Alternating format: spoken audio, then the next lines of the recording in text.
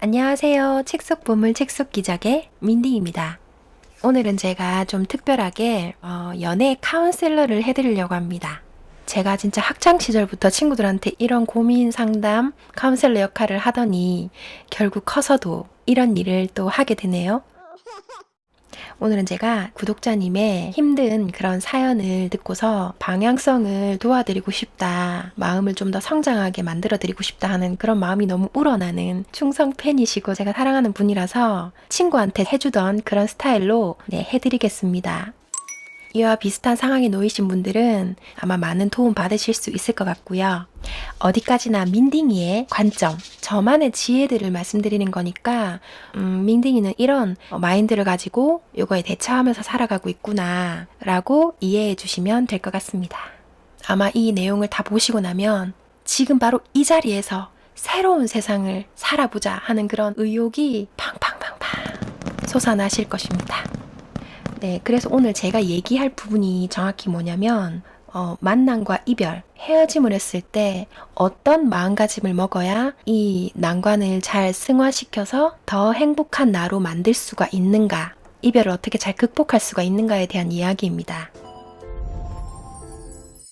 자, 인간은 누구나 사랑과 우정, 그 속에서 만남과 헤어짐을 계속 반복하면서 살아가고 있습니다. 두 사람이 같이 시작한 일이라서 반드시 한 명이 먼저 마음이 식고 나머지 한 명은 상처를 받게 돼 있죠. 둘 중에 누가 먼저 식느냐의 차이일 뿐이지 어차피 나머지 한 명이 피해자가 될 수밖에 없는 그런 역할이죠. 그게 인생인 것 같아요. 어릴 적에는 이제 그런 걸 당하는 입장에서는 그 먼저 떠난 사람이 그냥 무조건 나쁜 사람 같고, 나와 그동안 이렇게 좋았으면서 내가 이렇게 해줬는데 어떻게 나를 떠날 수가 있지? 이러면서 진짜 원망하고 미워하고 나쁜 사람이라고 이렇게 지칭했었는데, 좀 이렇게 살다 보니까 그건 그냥 자연의 흐름대로 왔다가 가는 바람 같은 그런 존재들이었다는 거, 누가 나쁘고 누가 착한 것이 없다는 거. 물론 상대를 막 괴롭히고 나쁜 짓을 했다면 그건 나쁜 건데, 일단 저는 그런 얘기를 하는 게 아니고요. 만남과 이별에 대한 그 본질에 대해서 얘기를 하고 있습니다.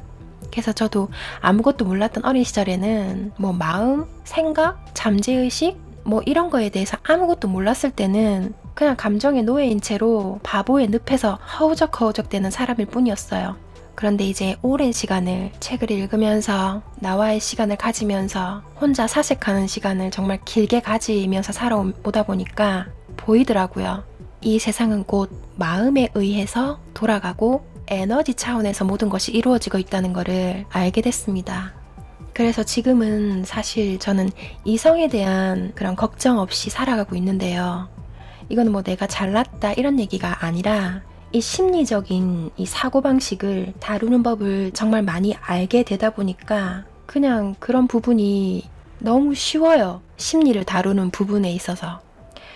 저에게 의뢰하신 분도 그 남자분이 우울하고 어두워서 자신의 그런 빛으로 그 남성분을 많이 보듬어주고 마음을 많이 성장시켜줬다는 내용이 있는데, 나는 굉장히 밝고 긍정적이고 높은 주파수에 있다고 생각하셨겠지만은 또 우리의 무의식, 잠재의식은 우리 안에 뭐가 있는지 모르기 때문에 무의식이라고 하는 거예요. 이 내면에서는 어릴 적에 받았던 상처받은 자아와 트라우마, 그 상처가 치유되지 않은 어떤 자아들이 있을 거거든요.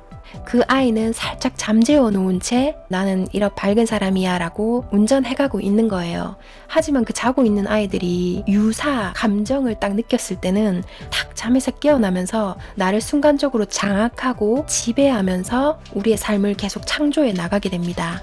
그러한 자신의 분위기를 풍기면서 서로 상호작용하고 있었다는 거죠. 그래서 무의식이 무서운 거예요. 내가 어떻게 하고 있는지 모르게끔 나를 운영해 가니까. 이 여성분이 자기 사랑을 제대로 하지 못했다는 이야기가 아닙니다. 정말 잘하고 계셨는데 내 안에 상처받았던 그 아이가 제대로 된 치료를 받지 못하고 있는 상태인 거죠. 어느 부분에선 굉장히 자신감이 없는 그런 나를 무의식적으로 계속 표출을 해나갔던 거예요. 저는 이분이 이제 남성분에게 완전 100% 맞추고 하자는 대로 다 해주고 안쓰러운 남자니까 내가 더 잘해줘야지 정말 순정을 다해서 헌신했다, 그렇게 이제 느껴진 부분이 많았는데 어릴 적에는 저도 이게 좋은 건 줄 알았어요. 내가 이렇게 해주면 상대방은 이걸 알아줄 거야. 그러니까 내가 조금 더 희생하고 참고 모든 걸 맞춰줘야지. 그런데 제가 돌아보면 그렇게 했던 상대에게 한 번도 그에 상응하는 보상을 받지 못했습니다. 그 사람은 쉽게 저를 떠나더라고요. 제가 별로 노력하지 않는 사람한테는 너무 많은 사랑을 받는데 내가 정말 잘해야지. 이 사람한테는 정말 너무너무 좋은 여자로서 더 많은 사랑을 꼭 받아내고 오래도록 유지할 거야. 이런 사람한테는 왜 그게 먹히지가 않고 오히려 그 상대가 나에게 질리거나 싫어져서 나를 떠나게 될까요? 참 아이러니하죠. 자, 이게 바로 우리의 이 삶이 의식적인 생각으로 흘러가는 게 아니라는 걸 잘 표현해주는 부분입니다. 나는 겉으로는 좋은 여자, 참한 여자, 모든 걸 다 해주는 여자지만 내 마음 안에는 자신감이 없는 거예요. 있는 그대로 나를 다 보여줘 버리면 상대가 나에게 실망하거나 좋은 여자라고 생각하지 않을까봐 겁나니까 내 있는 그대로를 드러내지 못하고 상대가 하고 싶은 걸 다 맞춰주는 거예요. 하지만 사람이란 존재는요, 부모와 자식, 형제, 자매끼리도 의견이 합일하게 이루어질 수만은 없는 그런 존재들입니다. 각각 한 명 한 명이 너무나 고유한 자신만의 특성을 가지고 있기 때문에 쌍둥이마저도 자신의 기호와 추구하는 그 색깔이 다를 수밖에 없어요. 이 사람이 빨간색을 좋아하면 나는 초록색이 좋을 수도 있고, 짜장면을 좋아하면 나는 짬뽕이 좋을 수도 있고, 하늘을 좋아하면 바다를 좋아할 수도 있고, 태생적으로 절대 똑같을 수가 없는데 상대에게 거의 내가 다 맞춘다는 거는 나에 대한 모든 것을 억누르고 상대의 삶을 사는 겁니다. 그러면 내 안에 있는 자아가 어떤 반응을 일으킬까요? 불만족스럽고 분노가 쌓이게 되고 내가 이렇게 참았으니까 다 받아내야 해. 막 이런 생각들이 점점 그 대상에게 집착하게 되는 겁니다. 사실상 이거는 보상을 바라고 하는 인위적인 행동이기 때문에 상대방이 느끼는 거는 이 사람이 나에게 친절하게 대하는 걸 느끼는 게 아니라 집착, 의무감, 계속 그런 걸 느끼다 보면은 사람은 자연스럽게 어떤 감정을 꿈꾸게 되냐면 탈출하고 싶다, 자유롭고 싶다, 내가 지금 이 사람한테 발목 잡힌 것 같다. 자꾸만 청개구리처럼 밖으로 나가고 싶은 그런 욕구가 튀어오를 수밖에 없는 그 심리 구조가 있습니다. 그게 바로 이 자석의 원리거든요. N극과 S극처럼 서로의 감정이 너무너무 상반되기 때문에 하나는 집착하고 있고 하나는 집착에서 벗어나고 싶다는 그런 감정을 얘기하는 겁니다. 정말로 본인을 사랑하고 소중하게 여겼다면 그 남자가 필요할 때만 나를 찾고 희망 고문을 하고 반복해서 나에게 그렇게 이용해 먹는 것 같다는 생각이 들었는데도 계속 만나러 가는 그런 바보 같은 짓은 하지 않았겠죠. 자, 이렇게 생각해 보세요. 내 딸이 있어요. 내가 너무 소중하게 금이야 오기야 키운 내 딸이 있는데 그 전 남친이라는 남자가 자기가 필요할 때만 단물만 쏙쏙 빼먹는 것처럼 내 딸아이를 계속 불러내고 희망 고문을 한다면, 자, 여러분은 그 딸아이를 그 남자에게 보내실 건가요? 정말 보내실 것 같아요? 안 보내겠죠. 너무나 뻔히 보입니다. 바깥에서 보면.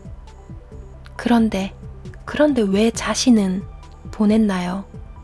왜 자신은 계속 이용당하면서도 자신을 보냈나요?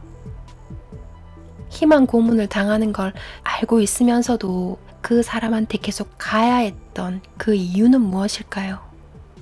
자기 자신이 가치 있는 존재라는 걸, 너무나 소중한 존재라는 걸 진실로 깨닫지 못했기 때문입니다. 내 딸이라면 절대로 안 보냈을 테니까요. 자, 그 떠나간 사람에게 계속 집착하게 되고 미련이 남는 이유가 무엇일까요? 상대방이 다시 왠지 올 것만 같은, 정말 기적적으로 그 사람이 나한테 돌아올 수도 있잖아 라는 그 희망 때문에 사실 우리가 미련을 계속 가지는 거고 힘든 거예요. 만약에 그 사람이 진짜 좋은 사람 만나가지고 영영 우리한테 안 온대, 그 사람이 막 갑자기 죽었대, 아니면 그 사람이 뭐 외국으로 떠났대, 이러면은 비교적 쉽게 잊혀집니다. 안 돌아올 걸 알기 때문에 그저 그 사람을 추억하면서 마음 아파하는 그런 시간을 어느 정도 보내는 건 있겠죠. 그런데 생각보다 빨리 잊혀집니다. 가능성이 없는 일에 우리의 뇌는 계속 의미를 부여하지 않으니까요. 근데 여러분 그거 아셔야 돼요. 그 사람은 안 옵니다. 그 사람 안 와요.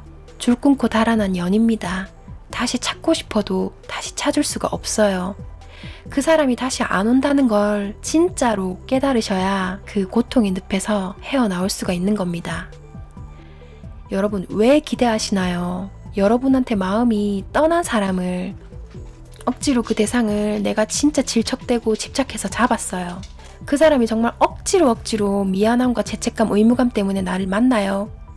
그러면서 같이 있으면서 마음이 콩밭에 가 있는 듯한 그의 모습, 같이 있으면서도 영혼 없는 그의 대답과 표정과 행동들, 그저 로봇처럼, 인형처럼 내 옆에 있다가 빨리 헤어지기만을 바라는 사람, 그 모습을 앞으로 1년, 5년, 10년, 20년 계속 보면서 살아갈 자신이 있으신가요?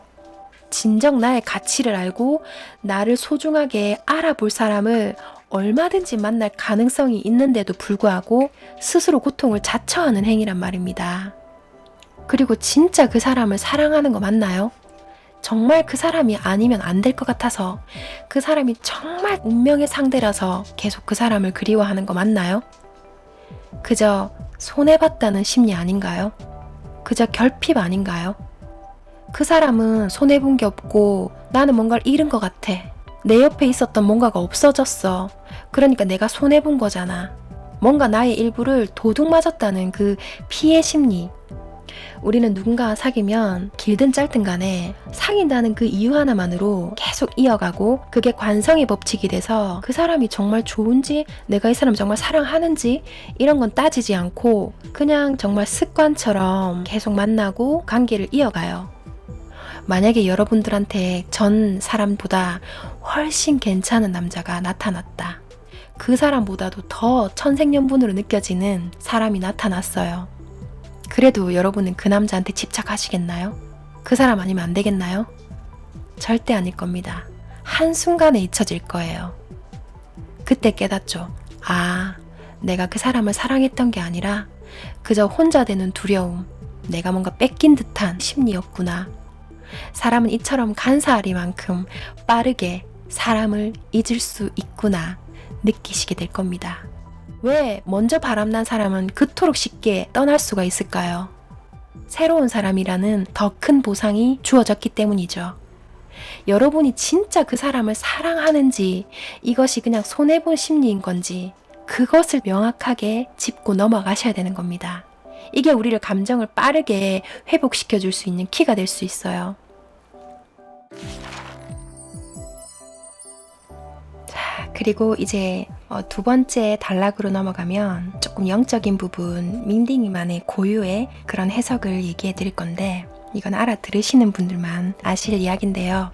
그 남친은 이 여성분의 거울입니다. 그러니까 과거에 자신의 어둡고 부정적이고 음침했던 그런 자신의 모습, 이 여성분이 계속 이제 밝은 쪽으로 성장되다 보니까 과거에 어두웠던 자신, 그 자신에서 탈피되는 과정이었어요. 자신과 그 대상을 분리할 수 있는 그런 상황을 스스로 창조해서 보는 자의 눈으로 와칭할 수 있는 상황을 창조한 겁니다. 그래서 그 남자분은 여성분에게 다시 돌아오지 않는다는 말씀을 드린 거예요. 돌아와서도 안 됩니다. 서로의 주파수가 맞지 않아요. 아주 어두운 부분과 밝은 부분은 함께 하되 동전의 양면처럼 만날 수는 없는 부분입니다. 그 남자를 보면서 이 남자는 어둡고 나는 밝고 내가 보듬어 줘야 해 라고 느꼈다는 것 자체가 분리감, 나와 저 대상은 다르다 를 계속 실감하기 위해서 창조한 현실이거든요. 주파수가 다르면 같은 현실에 있을 수가 없습니다. 라디오 주파수를 우리가 어디에 맞추느냐, 미세하게 조금만 달라도 다른 채널로 넘어가죠. TV를 1, 2 별거 아닌 것 같아도 완전히 다른 채널이잖아요. 같이 공존할 수가 없어요. 잠시 내 거울처럼 나를 보여주기 위해서 왔다가 지나가는 존재인 겁니다. 나의 체험과 경험을 위해 필요했던 일인 거예요. 기꺼이 내 삶에 들어와서 그런 역할을 자처하고 가준 사람입니다. 어찌 보면 미워할 사람이 아니라, 왜 영화에서 보면 우정 출연하는 사람 있죠? 돈 안 받고 서로 친하고 좋아하니까 기꺼이 카메오로 출연해 주잖아요. 그런 고마운 사람인 거예요.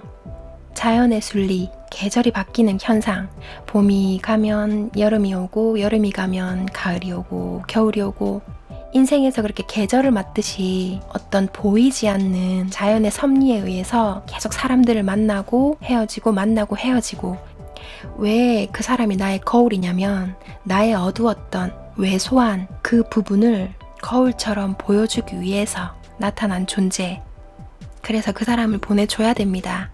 그래야 밝아진 나의 주파수에서 계속 살아갈 수가 있는 거예요.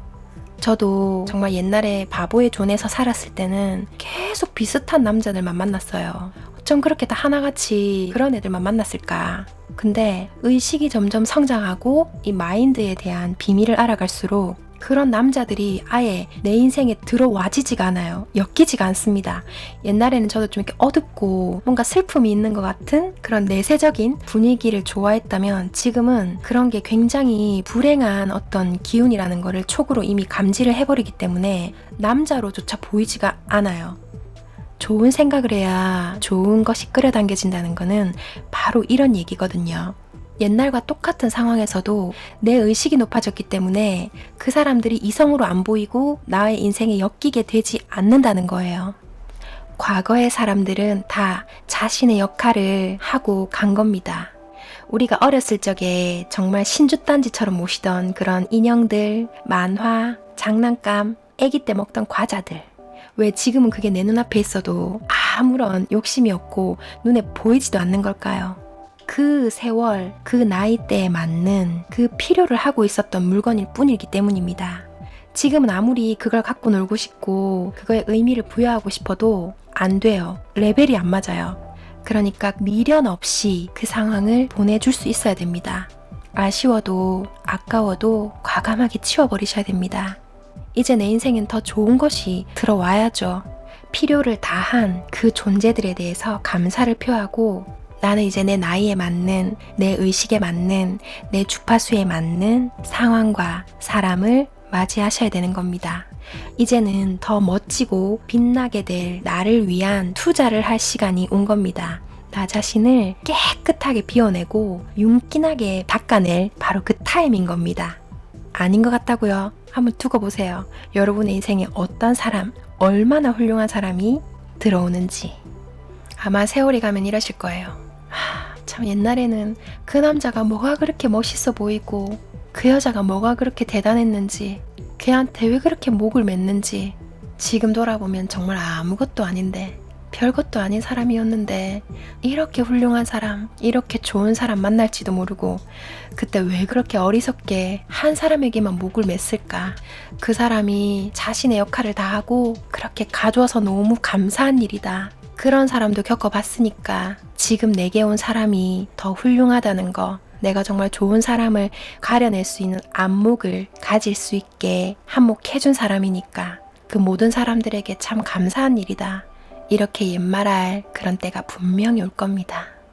이 이별은 지나고 나면 아무것도 아니에요. 바라는 종착지로 가기 위한 지나가면서 이렇게 거쳐가면서 우리가 보는 그런 곳들일 뿐이에요. 내가 도착할 곳은 그곳과 비교가 안 되게 멋진 곳인데요.